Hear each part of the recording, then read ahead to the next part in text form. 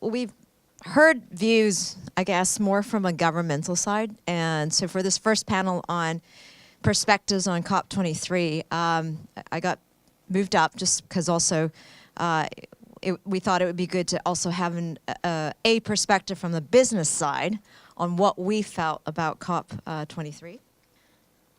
And sorry, this is my usual first page.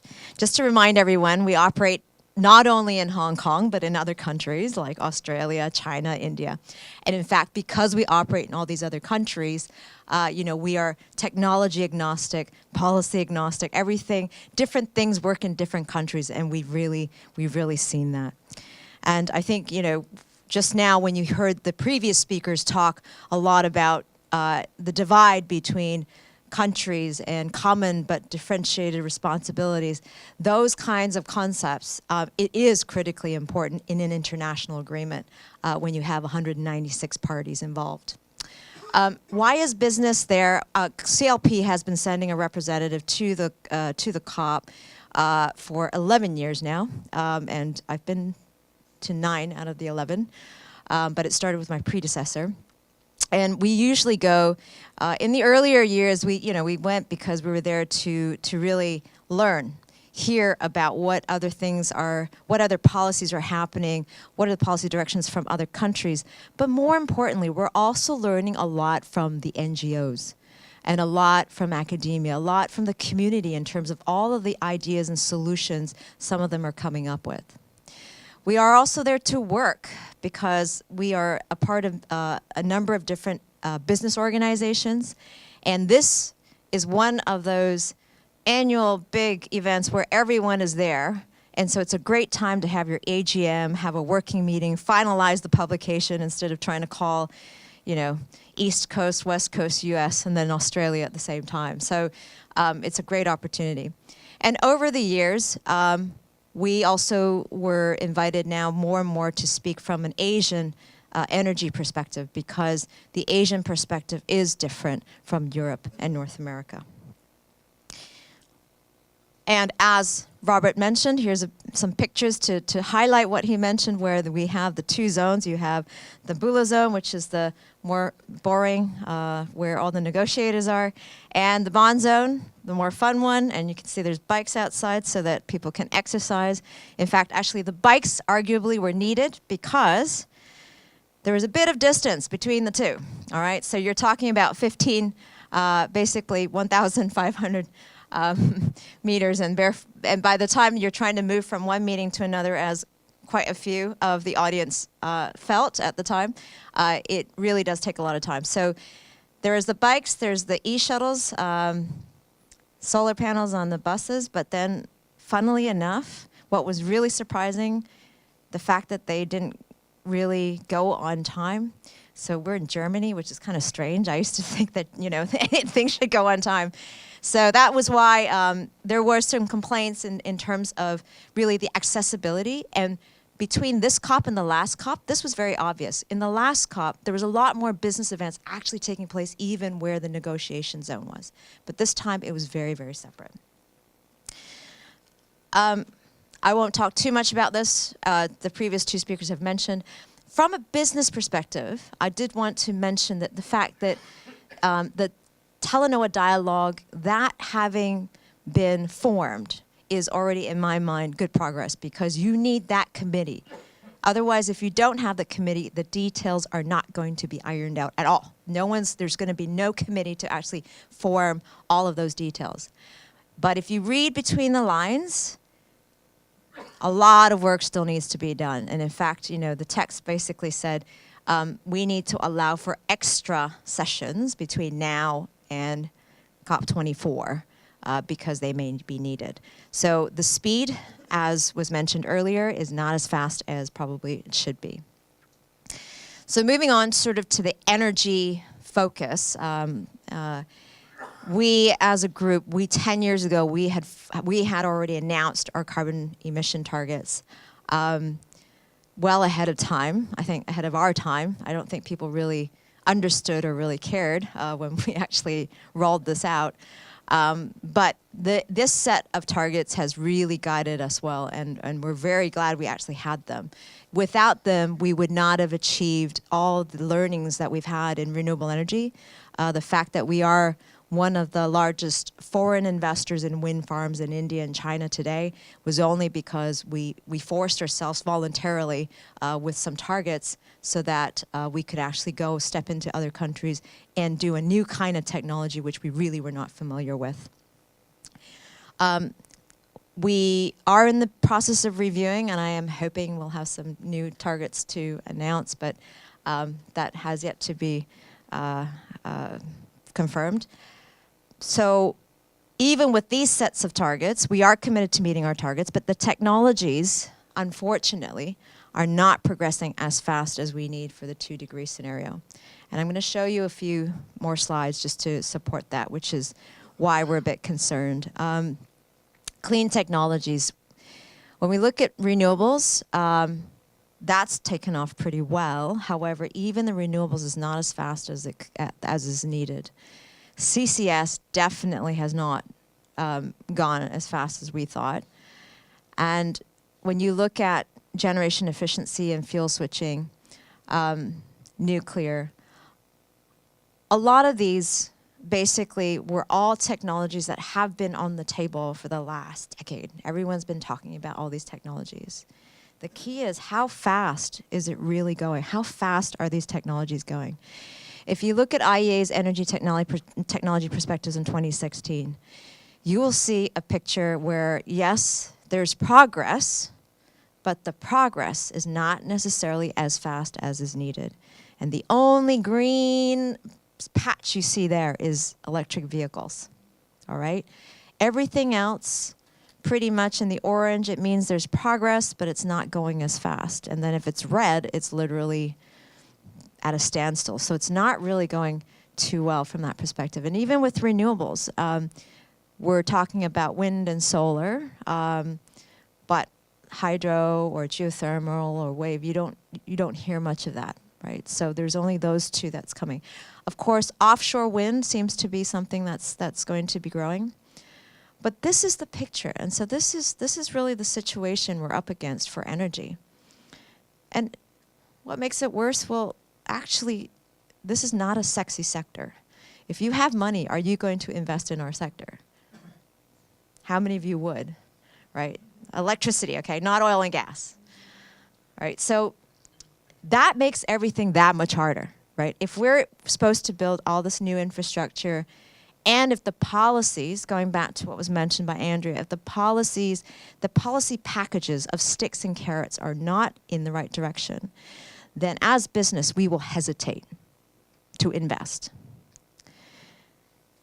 And so you can see here, investment in energy has not been increasing. In fact, quite the opposite, apart from energy efficiency, which is good news, but even then you think there should be more increase in energy efficiency investments. And even as we build renewable energy, one of the biggest challenges really has been the speed. If you think of a traditional, let's talk about gas plant instead of a coal, right? Gas plant, 1,200 megawatts, 1,600 megawatts. You could do that in 2 years.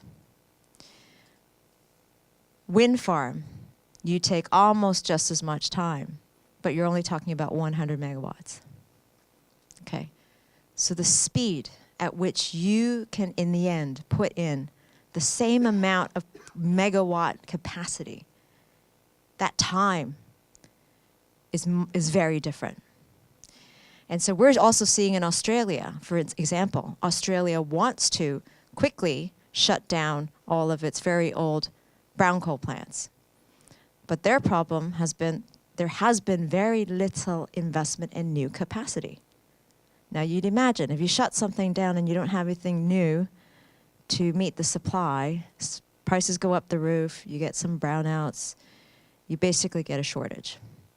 And then what makes that even worse is the remaining carbon-intensive plants have to keep running even harder because you don't have enough supply. So at the COP23, phase out coal was very clear. I think everybody agrees ultimately that is going to happen. It's just the transition. How can that happen so that energy security is guaranteed and that job transition, as much as is possible, can be looked at, and that the price of electricity remains predictable so that all customers can actually be able to plan ahead. So just a few other observations. As a result, the focus went from not just carbon reduction. The ITR project on the left is nuclear fusion, all right? So that's still plodding along.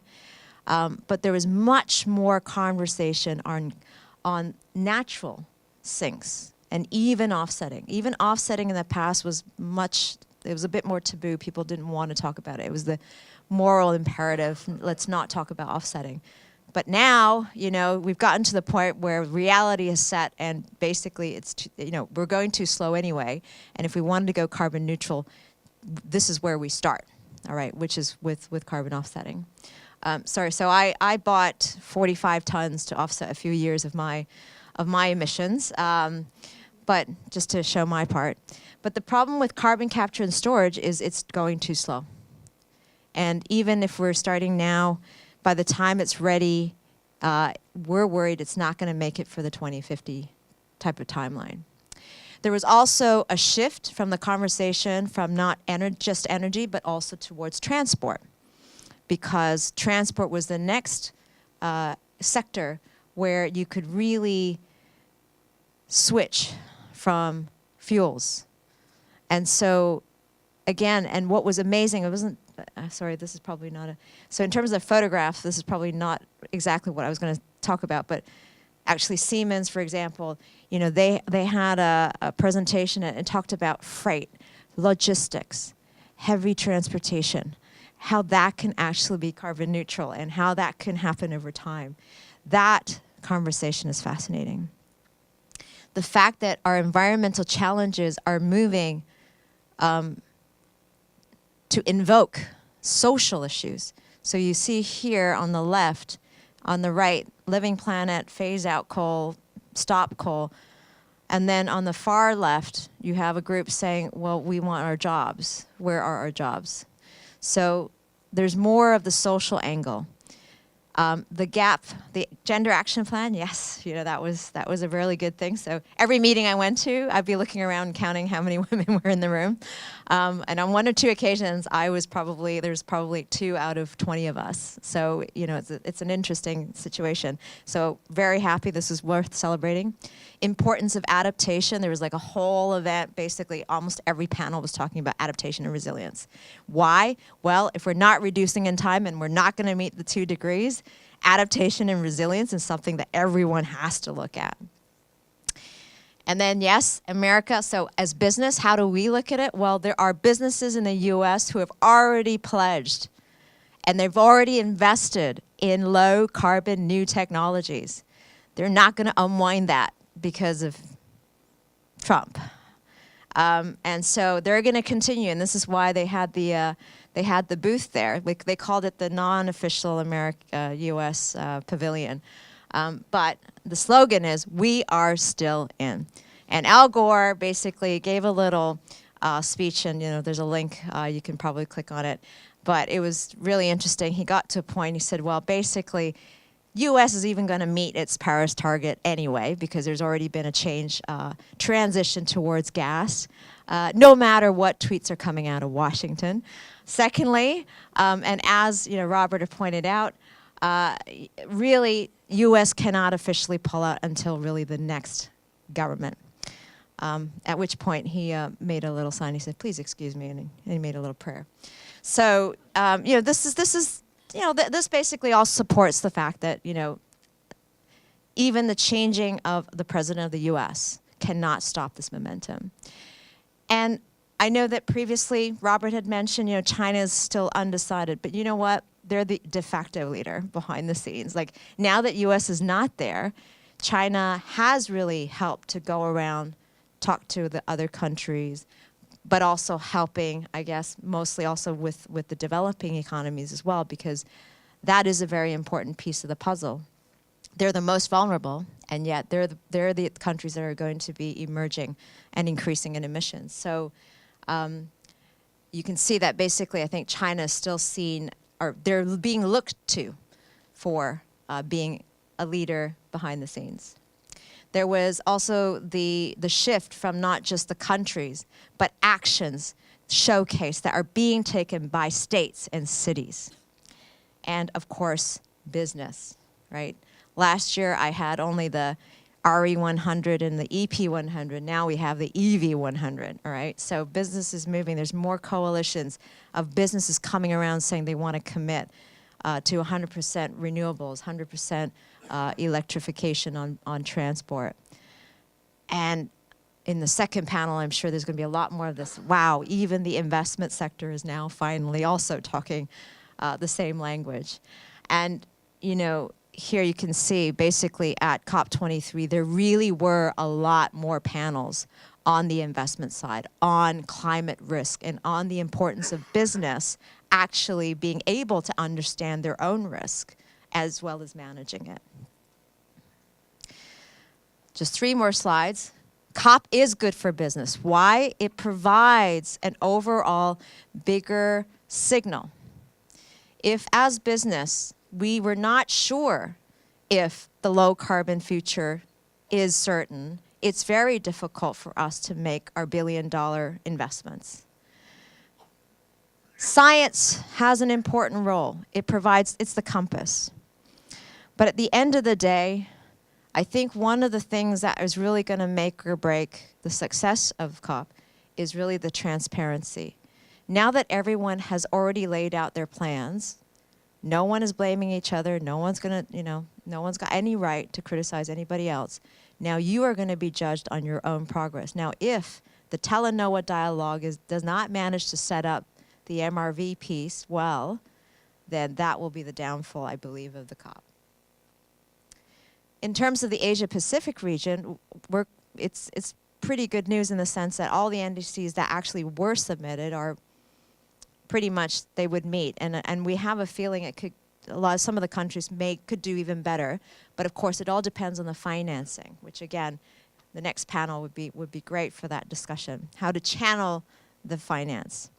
We need longer-term, stable, predictable policy and regulatory signals. We can't emphasize it enough. It's only that we have those that business will be incentivized to invest and invest in your community for multiple decades, which helps you or the community to maintain that stability. And we are moving. Business is moving. Business is beginning to see the opportunities. So if we look at the future, we say, look, this will all come together, and this is coming together. The scientific community provides the compass. The governments then need to translate into the rules and policies to guide the business community and the rest of the community to deliver and implement what objectives were desired. For example, in this case, a low carbon neutral future by 2050. Business and investors can only go as far and as fast as the rules and market signals enable us to go. With that, thank you.